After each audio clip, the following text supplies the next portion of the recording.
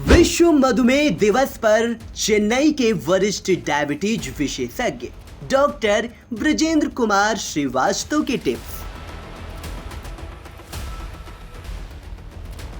Doctor Brajendra Srivastava Chennai में वरिष्ठ मधुमेह रोग विशेषज्ञ हैं।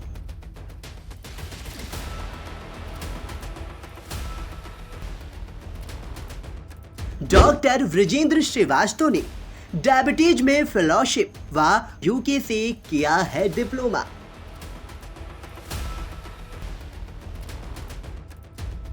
डॉक्टर ब्रजेंद्र श्रीवास्तव ने क्वींस मेरी यूनिवर्सिटी लंदन से डायबिटीज में किया है डिप्लोमा।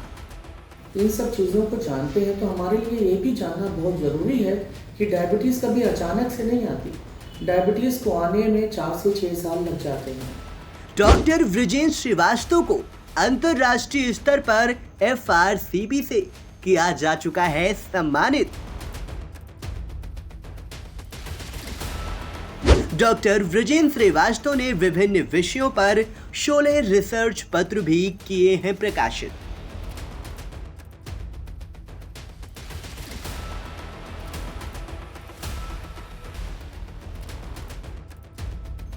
अमेरिका, यूरोप और ऑस्ट्रेलिया में अपने शोध पत्र कर चुके हैं प्रस्तुत।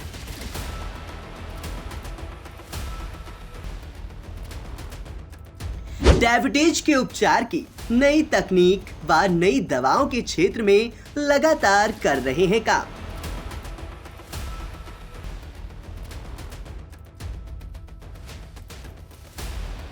डॉक्टर ब्रजेंद्र ने राष्ट्रीय स्तर पर दिए हैं कई व्याख्यान।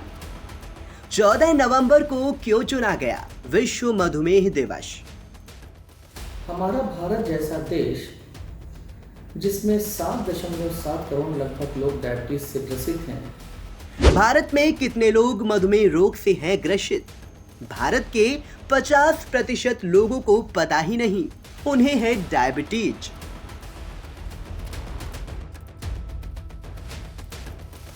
डायबिटीज कभी अचानक नहीं आती, सिर्फ टाइप 1 डायबिटीज ही आती है अचानक।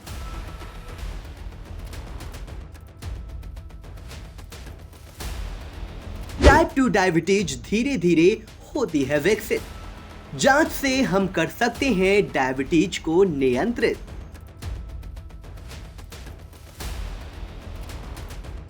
2022 मधुमेह दिवस की क्या है थीम? क्या खाएं, कितना खाएं, क्या ना करे सेवन?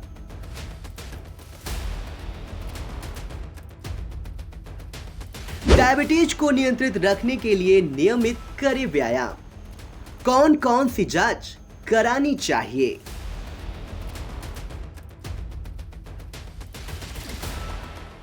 प्यारे दोस्तों, जैसा कि आप सब लोग जानते हैं, खासकर हमारे शहर सीतापुर के लोगों को कई बार इससे अवगत भी कराया है हमने कि आज 14 नवंबर है और इसे विश्व मधुमेह दिवस के नाम से मनाया जाता है। 1991 की बात है जब वर्ल्ड हेल्थ ऑर्गेनाइजेशन WHO और इंटरनेशनल डायबिटीज़ फेडरेशन IDF इन दोनों ने मिल करके ये विश्व मधुमेह दिवस बनाने का प्लान किया और यूनाइटेड नेशंस ने 2006 में ऑफिशियली इसको वर्ल्ड डायबिटीज़ डे के रूप में डिक्लेयर किया। तब से प्रतिवर्ष 14 नवंबर को पूरे विश्व में विश्व मधुमेह दिवस मनाया जाता है। और यह दिन इसलिए भी महत्वपूर्ण है कि इंसुलिन जैसे पदार्थ की, इंसुलिन जैसी दवा की खोज करने वाले सर बैंटिंग, उनका जन्मदिन भी 14 नवंबर है, इसीलिए इस दिवस को चुना गया। 2007 में इसका एक नीला लोगो दिया गया, गोल नीला लोगो। हम सब जानते हैं आकाश नीला होता है, यानी पूरे ग्लोब के लोग जुड़े इस पर्टिकुलर दिन से और इस पर्टिकुलर प्रयास से, इसलिए पूरे ग्लोब को रिप्रेजेंट करने के लिए नीले रंग का इस्तेमाल किया गया है।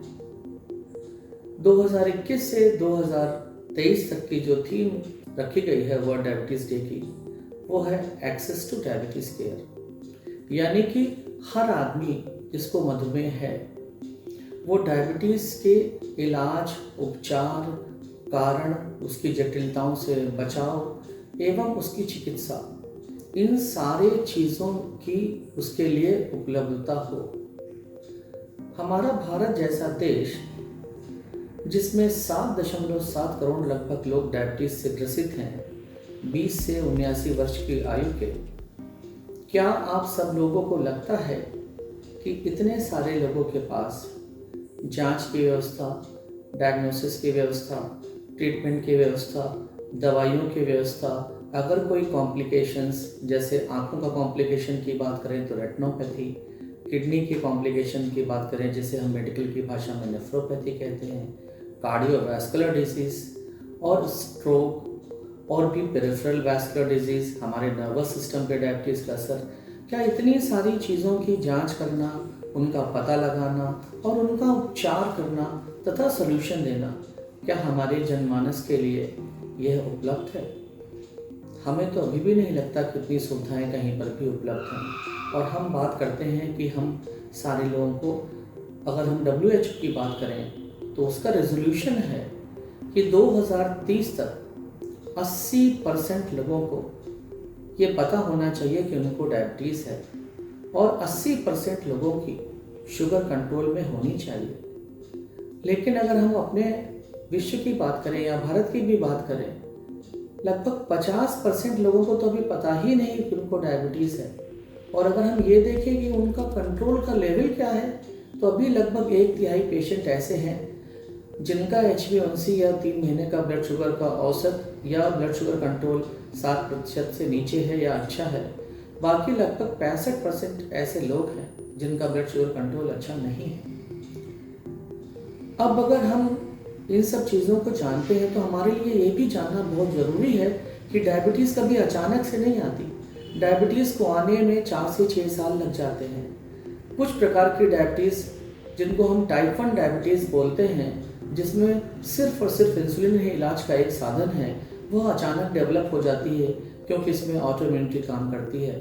बाकी सामान्य जनमानस में जो डायबिटीज़ मौजूद है, जिसे हम मेडिकल की भाषा में टाइप 2 डायबिटीज़ कहते हैं, इसमें ये जो टाइप 2 डायबिटीज़ है ये धीमे धीमे डेवलप करती है। तो हमारे पास उपाय क्या हैं?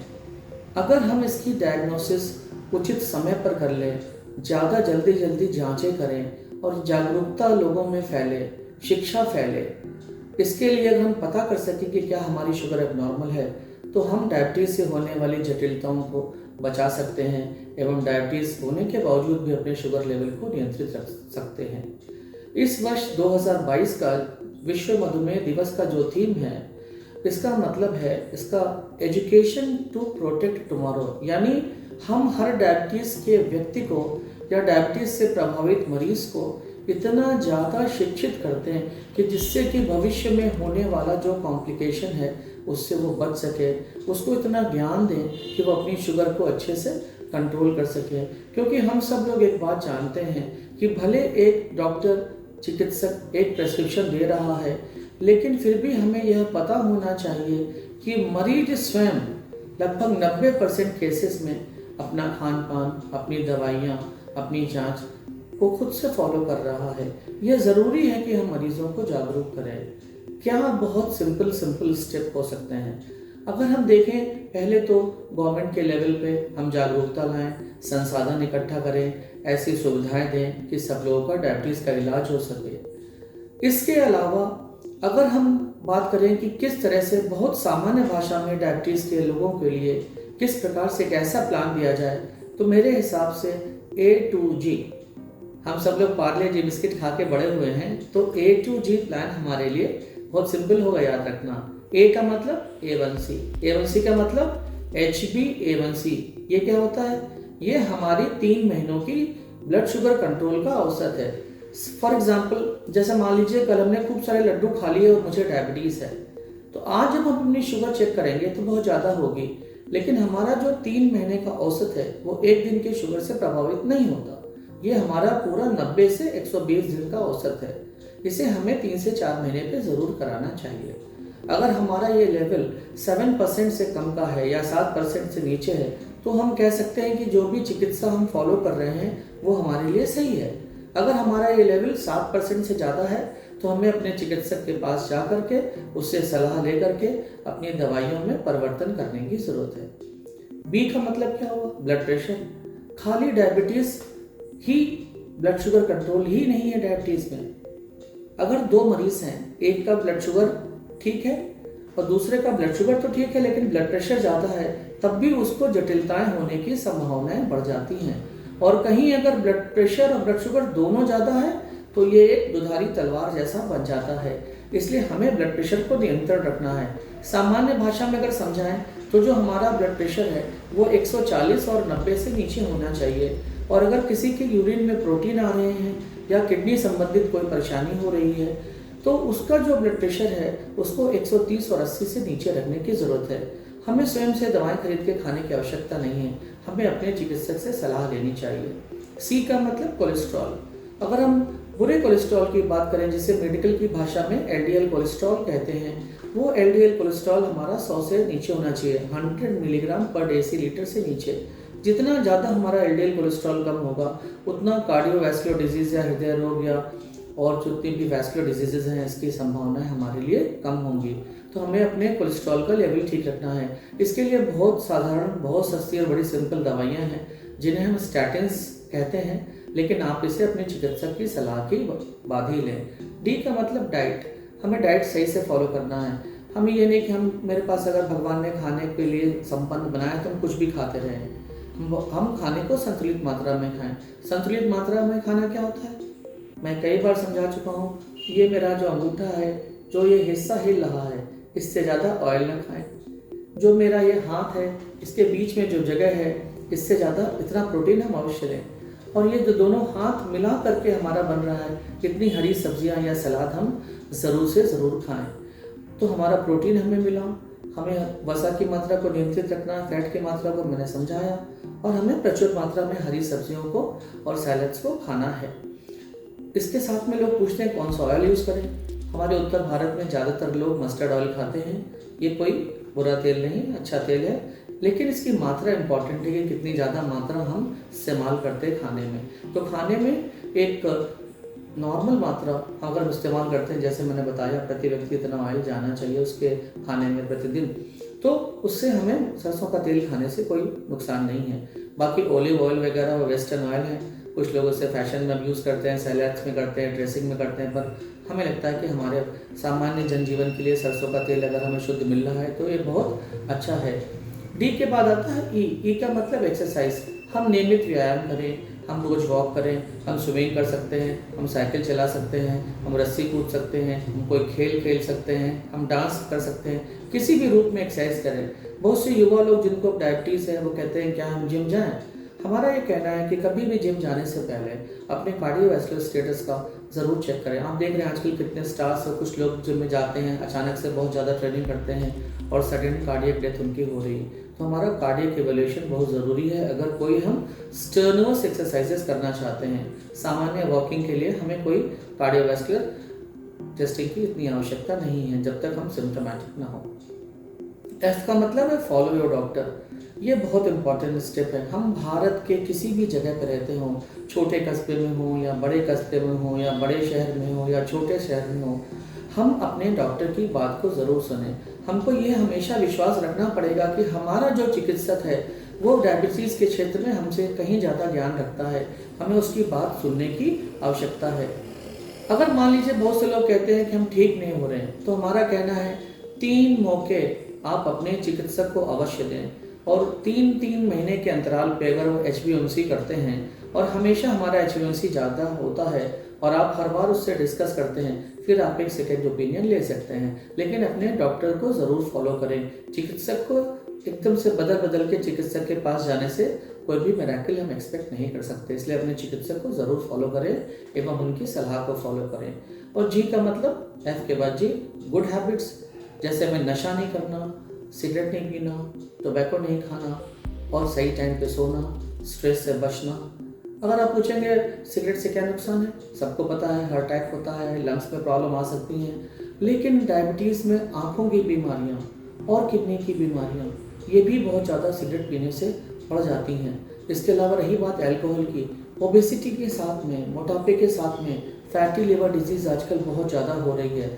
डायबिटीज़ में भी इंसुलिन रेजिस्टेंस की वजह से फैटी लिवर डिजीज़ होती है। अगर हम शराब और डायबिटीज़ दोनों को मिला देते हैं तो सिरोसिस के चांसेस या लिवर एबनॉर्मलिटीज़ के चांसेस हमारे बहुत बढ़ जाते हैं। इसके अलावा अल्कोहल का बुरा असर पैरों के सेंसेशन में भी देखा गया है, जिसको कि हम डायबिटिक न्यूरोपैथी कहते हैं। इसको भी जो शराब है वो वर्सन कर देती है। तो इन नशों से हमें बचना है। बाकी कैंसर और हृदय रोग के खतरे तो आपको पता है। अगर आप पूछे कि क्या क्या जांचें हमें करानी चाहिए, तो हर 3 से 4 महीने पे HbA1c कराइए, हर 6 महीने पे अपना एक बार कोलेस्ट्रॉल कराइए और अपनी यूरिन में माइक्रो एल्ब्यूमिन का पता ज़रूर लगाइए।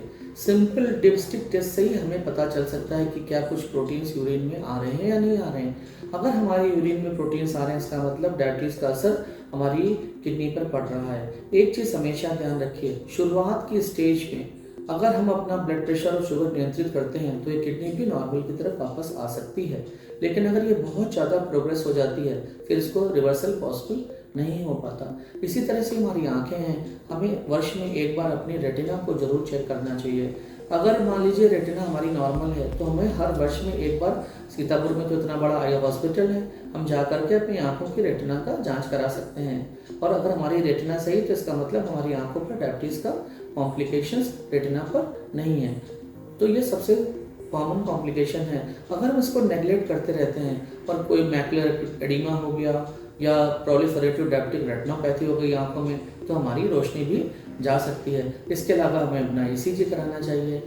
तो इस तरह से अपने शुगर की, ब्लड प्रेशर की और अपनी आंखों की, अपने पैरों की जांच और अपने हृदय की जांच, ये सब जांचें अगर हम कराते हैं और नियमित खान पान रखते हैं और व्यायाम करते हैं तो हमें लगता है कि हम सब मधुमेह होने के बाद भी स्वस्थ रह सकते हैं। मेरी यही कामना है हर हमारे नगरवासी के लिए कि वो अपने ब्लड शुगर को अच्छे से नियंत्रित रखे और विश्व मधुमेह दिवस के इस उपलक्ष्य में जो भी थोड़ी थोड़ी बातें आप लोग लिए बताई हैं उसका आप अगर पालन करते हैं तो आप अपनी शुगर को अच्छे से कंट्रोल कर सकते हैं एवं जटिलताओं से मुक्त हो सकते हैं। धन्यवाद।